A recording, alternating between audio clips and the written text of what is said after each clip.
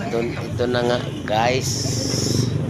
Mag-umpisa na guys ng paghuhukay. Bagong liaw. Yan po ang aking mga kasama. Sila ay naghuhukay ng mga puste